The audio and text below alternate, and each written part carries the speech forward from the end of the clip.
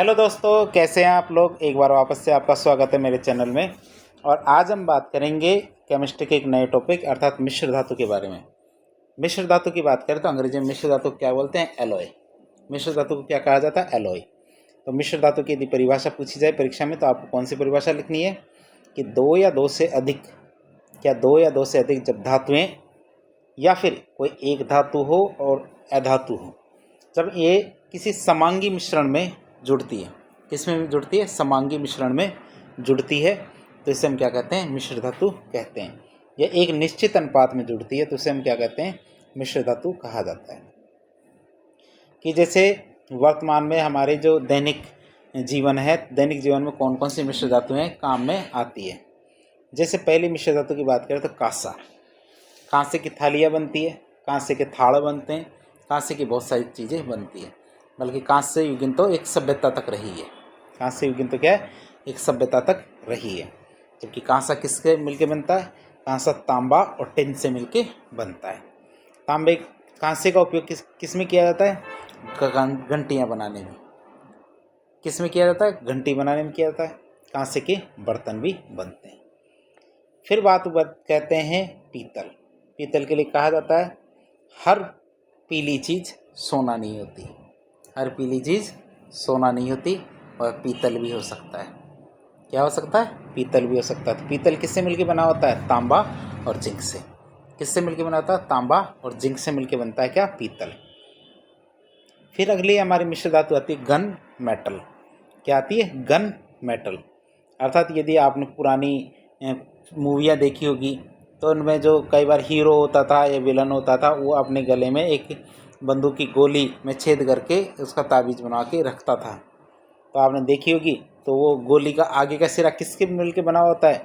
पीतल का। तो पीतल गन मेटल की बात करें तो जब गन में गोली आती है तो वैसे आप इसको याद रखेंगे कि इसमें तांबा और जिंक, तो इससे तो हमारा पीतल बन गया। तांबा और जिंक से क्या बन गया? पीतल बन गया। और कांसे की क्वालिटी देने के लिए इसमें टिन भी मिला दिया, अर्थात पीतल और कांसा दोनों को मिला के क्या बनता है? Gun metal. फिर आता हमारा जर्मन सिल्वर। क्या आता है? German silver. अब जर्मन सिल्वर की बात करें तो हमारे जिंक और तांबा है। क्या? जिंक और तांबा दोनों मिला के क्या बनता है? पीतल बनता है। क्या बनता है? पीतल बनता है। लेकिन जर्मनी में उस पीतल की जगह क्या है? एक सिल्वर शब्द बनाया जाता है। उसमें क्या करते हैं? हम थोड़ा सा निकल मिला देते हैं। क्या मिला देते हैं? निकल। तो जिंक, निकल और तांबा तीनों को मिला के क्या बनता है? German silver. और आप इसको याद कर सकते हैं जनिता से। जैसे जिंक, नी से निकल और ता से तांबा। तो जनिता से आप इसको याद कर सकते हैं। जनिता जर्मन सिल्वर अर्थात जिंक, निकल और तांबा। फिर जर्मन सिल्वर का उपयोग किस में किया जाता है? ये हमारे मूर्तियाँ बनाने में किया जाता है। जो मूर्तियाँ बनती है धातु की, तो उसे बनाने में किया जाता है। फिर हमारे जो कॉइन्स आते हैं, सिक्के, तो सिक्के किससे मिलके बने होते हैं? ये मिलके बने होते हैं जिंक, निकल और तांबा से।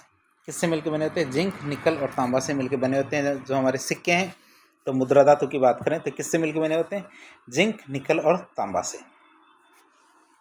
फिर आती है हमारी स्टील। स्टील की बात करें तो स्टील किससे मिलकर बनी होती है?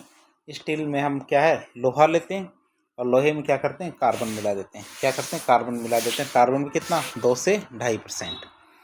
जब लोहे में कार्बन मिला दिया जाता है 2 से 2.5%, तो हमारे किसका निर्माण होता है? स्टील का। तो लोहे से और भी ज़्यादा मजबूत होती है।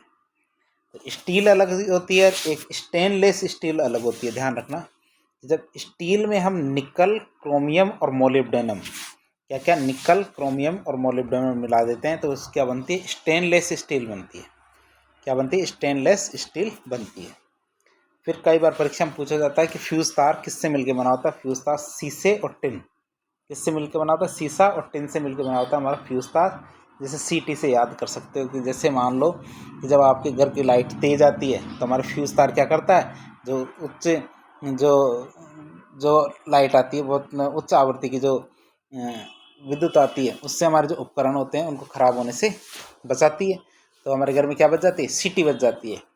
तो सीटी से आप याद कर सकते हो कि अर्थात हमें कौन बचाता है इससे? फ्यूज तार। तो फ्यूज तार के लिए आप क्या याद रखेंगे? शीशा और टिन।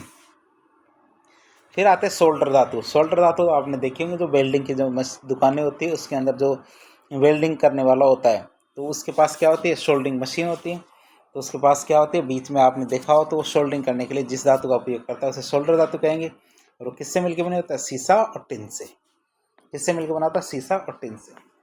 फिर आता है एल्निको। क्या, एल्निको की बात करें, एक मिश्र धातु AlNiCO, ठीक है, AlNiCO, ठीक है। तो एल्निको की बात करते, या फिर हिंदी में देख ले, कैसे भी देख लीजिए आप, तो इसमें कैसे कैसे होगा, किस किस से मिलकर बना होता है। जैसे कोबाल्ट है, कोबाल्ट में को आ गया, निकल है, निकल का नी आ गया, ठीक है। तो Al का होता है एल्युमिनियम, और NiI से आएगा आयरन। तो आप इसको ऐसे याद कर सकते हैं कि तो इसमें नाम में ही है सब सारे एल्निको। तो एल्निको में क्या आएगा, लोहा, एल्युमिनियम, निकल और कोबाल्ट। लोहा, एल्युमिनियम, निकल और कोबाल्ट से आप इसको याद कर सकते हैं। तो लोहा, एल्युमिनियम, निकल, कोबाल्ट, एल्युमिनियम। तो एल्निको बनता है इससे। और इसका उपयोग किस में किया जाता है, स्थायी चुंबक बनाने में इसका उपयोग किया जाता है। किस में किया जाता है, स्थायी चुंबक बनाने में इसका उपयोग किया जाता है। फिर आता है हमारे नाइक्रोम। क्या, नाइक्रोम की बात करते हैं। तो नाइक्रोम किससे मिलकर बना होता है, नाइक्रोम हमारा लोहा, निकल, क्रोमियम। किससे मिलकर बना होता है, लोहा, निकल, क्रोमियम से मिलकर बना होता है हमारे नाइक्रोम। अब नाइक्रोम के तार का उपयोग किसमें किया जाता है, हीटर के तार बनाने में। नाइक्रोम का उपयोग किसमें किया जाता है, हीटर के तार बनाने में हमारे नाइक्रोम का उपयोग किया जाता है। लोहा, निकल और क्रोमियम का उपयोग किया जाता है किसमें, ये तार बनाने में। अब बात करते हैं मैग्नीशियम की। किसकी, मैग्नीशियम की बात करते हैं। मैग्नीशियम, एल्युमिनियम और मैग्नीशियम, इन दो शब्दों से मिलकर बना हुआ है मैग्नीशियम। मैग्ने से मैग्नीशियम और लियम से एल्युमिनियम। तो मैग्नीशियम किस किस से मिलकर बना होता है, एल्युमिनियम और मैग्नीशियम। तो उस धातुओं से मिलकर कौन सी धातु बनती है, मैग्नीशियम। फिर आर्टिफिशियल गोल्ड की बात, जिसे रोल्ड गोल्ड भी कहते हैं, कृत्रिम सोना। तो ये किससे मिलकर बना होता है, रोल्ड गोल्ड। तो ये हमारा जो रोल्ड गोल्ड है ये कॉपर और एल्युमिनियम से मिलकर बना होता है। किससे मिलकर बना होता है, कॉपर और एल्युमिनियम से। तो इसे रोल्ड गोल्ड कहते हैं। जो हमारे कृत्रिम आभूषण होते हैं, जैसे चेन है, टॉपिस है, तो ये झुमके हैं, तो ये कई बार क्या होता है, सोने जैसे दिखते हैं लेकिन ये सोना नहीं होते हैं। तो किस किस से मिलकर बने होते हैं, एल्युमिनियम और कॉपर से। तो एक बार वापस देख लेते हैं सभी को। कॉपर और एल्युमिनियम से मिलकर बनता है हमारा कृत्रिम सोना। एल्युमिनियम और मैग्नीशियम से मिलकर बनता है हमारा मैग्नीशियम। लोहा, निकल, क्रोमियम से मिलकर बनता है हमारा नाइक्रोम। लोहा, एल्युमिनियम, निकल और कोबाल्ट से मिलकर बनता है एल्निको। सीसा और टिन से सोल्डर धातु। सीसा और टिन से हमारा फ्यूज। सीसा और स्टील, निकल, क्रोमियम और मोलिब्डेनम से बनता है हमारा स्टेनलेस स्टील। लोहा और कार्बन से मिलकर बनता है स्टील। जिंक, निकल और तांबा से जो हमारी मुद्रा धातु है वो बनती है। जनिता अर्थात जिंक, निकल और तांबा से जर्मन सिल्वर। तांबा, जिंक और टिन से मिलकर बनता है गन मेटल। तांबा और जिंक से बनता है पीतल। तांबा और टिन से क्या बनता है, कांसा। तो इस तरह आज के टॉपिक में हमने मिश्र धातुओं के बारे में जानकारी प्राप्त करने की कोशिश की और कुछ उदाहरणों के जरिए हमने इसको जानकारी ली। तो इस प्रकार के इन्फॉर्मेटिव वीडियोस देखने के लिए हमारे चैनल से जुड़े। वीडियो यदि पसंद आता है तो वीडियो को लाइक करें, चैनल को सब्सक्राइब करें। यदि आपको कोई सुझाव हो तो कमेंट बॉक्स के माध्यम से बताएं ताकि हम अगले वीडियो के अंदर उसको सुधार कर सकें। धन्यवाद।